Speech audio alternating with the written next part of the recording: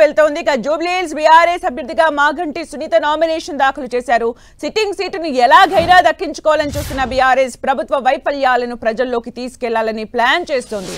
జూబ్లీహిల్స్ లో గెలిచి పార్టీకి తిరిగి పూర్వ వైభవం తీసుకురావాలని బీఆర్ఎస్ నేతలు ప్లాన్ చేస్తూ ఉన్నారు.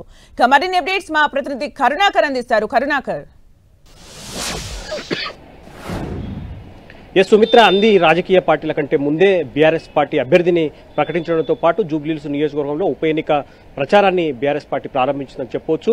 ఇక నామినేషన్ విషయంలో కూడా బీఆర్ఎస్ పార్టీ ముందు ఉంది. కాసేపటి క్రితమే బీఆర్ఎస్ పార్టీ అభ్యర్థి మాగంటి సునీత కాసేపటి క్రితం 2 సెట్ల నామినేషన్లు దాఖలు చేశారు. ఈ కార్యక్రమంలో బీఆర్ఎస్ వర్కింగ్ ప్రెసిడెంట్ కేటీఆర్తో పాటు ముఖ్యమైన నేతలు కూడా పాల్గొన్న పరిస్థితిని మనం చూస్తున్నాం. బీఆర్ఎస్ సిట్టింగ్ స్థానమైన ఈ జూబ్లీహిల్స్ ఉప ఎన్నికలో ఖచ్చితంగా గెలిచి తీరాలన్న పట్టుదల బీఆర్ఎస్ పార్టీ ముందుకు వెళ్తుంది. అందుకే ప్రచారాన్ని ఇప్పటికే ఉధృతం చేసింది. ఎప్పుడైతే మాగంటి గోపీనాథ్ అకాల మరణం చెందారో ఆయన సంతాప సమావేశాలు ఎక్కడెక్కడైతే ఏర్పాటు చేశారో అక్కడి నుంచే పరోక్షంగా బీఆర్ఎస్ పార్టీ ప్రచారాన్ని మొదలుపెట్టింది. కాబట్టి సెంటిమెంట్ ఖచ్చితంగా వర్కౌట్ అవుతుంది. మాగంటి గోపీనాథ్ 3 సార్లు జూబ్లీహిల్స్ నుంచి ఎమ్మెల్యేగా గెలిచారు కాబట్టి ఖచ్చితంగా ఆయన మంచితనం, ఆయన చేసిన అభివృద్ధి ఖచ్చితంగా మళ్ళీ మాగంటి సునీత గెలుపుకు దోహదం చేస్తుందని చెప్పి బీఆర్ఎస్ పార్టీ గట్టిగా నమ్ముతోంది. దాంతోపాటు ప్రచారాన్ని కూడా బీఆర్ఎస్ పార్టీ చాలా సీరియస్ గా తీసుకుంది. కేటీఆర్, హరీష్ రావుతో పాటు ముఖ్యమైన నేతలంతా కూడా రంగంలోకి దింకారు. మనం చూసాం మొన్న రహమత్ నగర్ లో పెద్ద ఎత్తున భారీ బహిరంగ సభ ఏర్పాటు చేశారు. 5,000 మందితో సభ కూడా సక్సెస్ అయింది. కాబట్టి ఖచ్చితంగా బీఆర్ఎస్ పార్టీ గెలుపై ధీమా వ్యక్తం చేస్తుంది. కాసేపటి క్రితం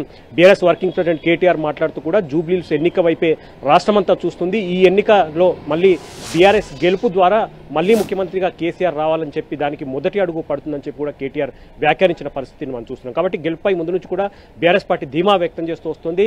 మాగంటి గోపీనాథ్ సెంటిమెంట్ కావచ్చు, దాంతోపాటు ప్రభుత్వ వైఫల్యాలు కూడా ఈ ఎన్నికలో కీలకంగా పనిచేయబోతున్నాయని చెప్పి బీఆర్ఎస్ పార్టీ భావిస్తుంది.